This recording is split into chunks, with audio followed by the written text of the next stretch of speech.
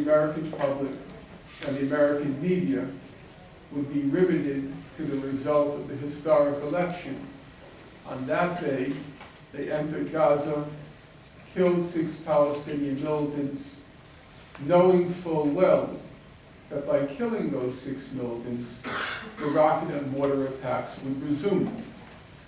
Not only did they know full well, they wanted the rocket and mortar attacks because they needed the pretext to go into Gaza. But you know those Muslims, they're crazy. They're so irrational. And so Hamas kept saying till the end of December, we're ready to renew the ceasefire. We want to renew the ceasefire. But Israel has to meet its obligation under the terms of the ceasefire. It has to gradually lift the blockade of Gaza. Israel said no. You have to stop the rocket and mortar attacks, but we are not lifting the blockade of Gaza. Well, by the end of December 2008, as we approached Judgment Day, Sarah Roy of Harvard University, the world's leading authority in Gaza's economy, she also happens to be the daughter of a survivor of Auschwitz concentration camp. Sarah Roy wrote the London Review of Books. The breakdown of an entire society is happening in front of us in Gaza, but there is little international response beyond UN warnings, which are ignored. And now the people of Gaza, Hamas, they were confronted with 2 stark options. One, to acquiesce in their gradual, their incremental, their inexorable destruction. Or 2, to resist. Hamas chose to resist, although it must be said that the resistance was largely symbolic. The former Israeli commander in Gaza, he said, speaking to his own people at this time, he said, you cannot just land blows, leave the Palestinians in Gaza in economic distress, and expect that Hamas will just sit around and do nothing. It's easy enough to condemn the Hamas rocket and mortar attacks in Israel, and all the human rights organizations did so and continue to do so.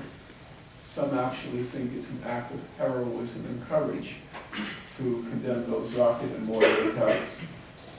But if you do condemn them, it does seem to me that you still have an obligation to say, what should Hamas have done?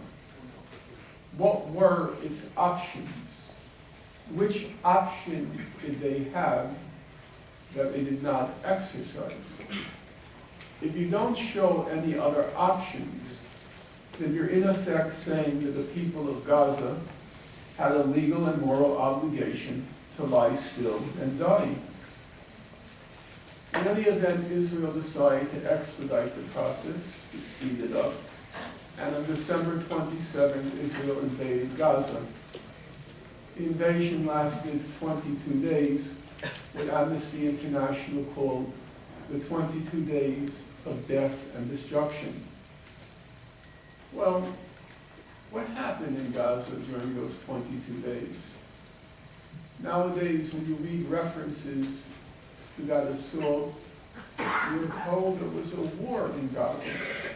It's now denoted the Gaza War.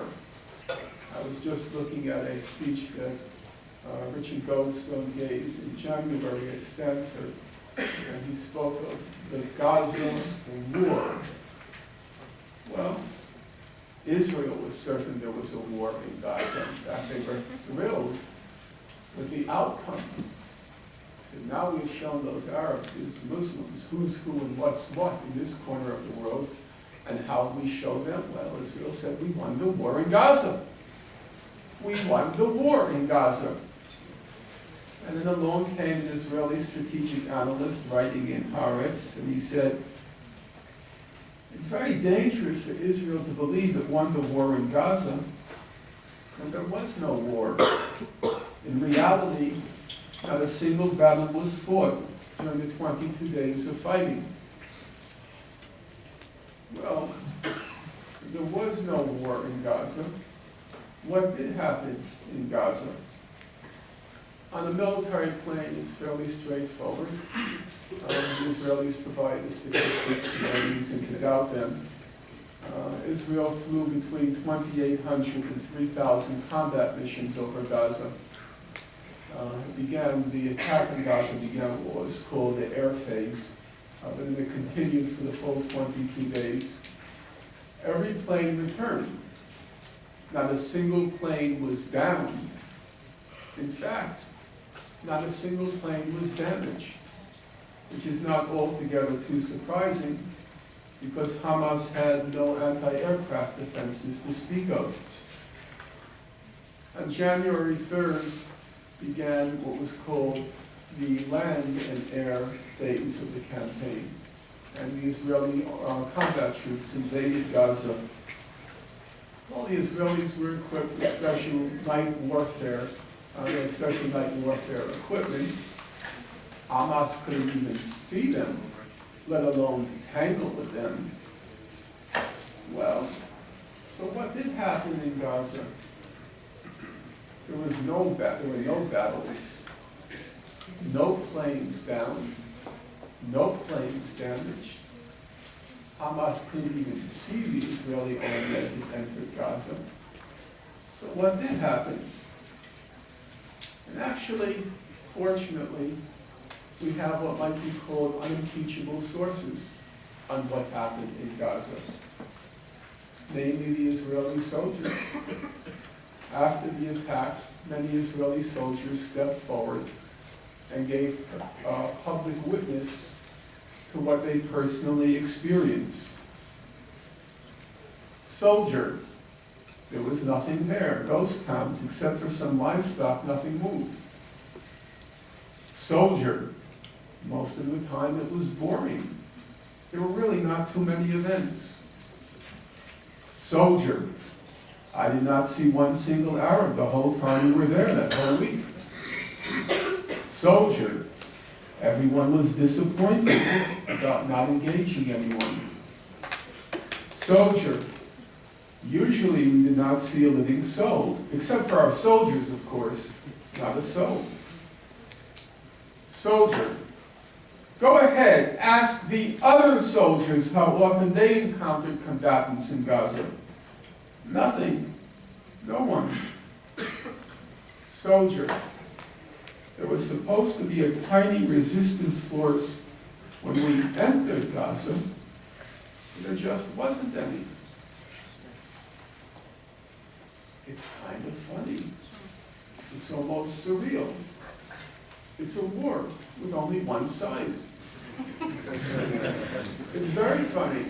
It's hilarious. Until you read the other half.